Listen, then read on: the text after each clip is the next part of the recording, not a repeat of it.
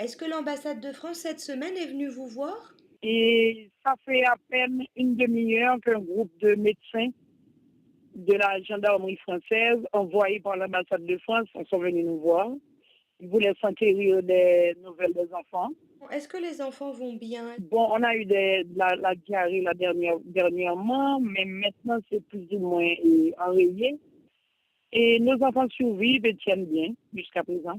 D'accord, vous n'avez pas... Naturellement, je veux parler des enfants qui sont en procédure finale d'adoption. J'ai Je ne veux compris. pas parler de mes enfants à Crissois qui sont encore dans les rues, ils sont 35, Mhm. 130. Et je ne veux pas parler des enfants que nous avons à Sauvaret, qui sont 162 et qui couchent encore à la belle étoile. Vous Mais pouvez les aussi... enfants que nous avons pour l'adoption, ce sont des enfants chanceux, donc des enfants privilégiés. Et vous avez des médicaments pour soigner les enfants?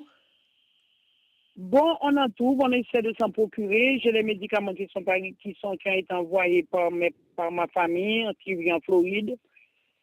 Quelques médicaments, j'ai des médicaments que nous ont laissés aussi les Français qui sont venus dernièrement, qui étaient hébergés chez nous, Mhm. parce qu'ils avaient un centre de santé et on a un centre de santé qui continue à fonctionner, quoi que nous ayons des problèmes.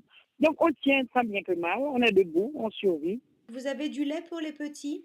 Et je n'ai pas de lait pour les petits, mais nous avons surtout un grand problème d'eau. Les citernes sont vides, on ne peut pas trouver d'eau, même pour en acheter. D'ailleurs, nous sommes prêts pour en acheter, nous ne demandons pas, nous ne demandons pas l'eau.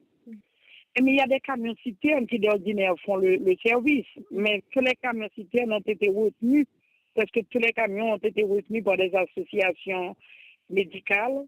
Vous allez voir des camions citernes, c'est noté dessus, et Médecins sans frontières, Médecins du monde, parce que là, ils ont besoin de beaucoup d'eau pour les hôpitaux, donc ce qui crée une rareté d'eau chez nous. Et ça fait un problème crucial et nous allons devoir faire face de façon immédiate. Dites-moi, Kathleen, vous avez à manger là pour les enfants? Oui, j'ai à manger pour les enfants, je me débrouille et avec ma famille et les amis, on trouve à manger.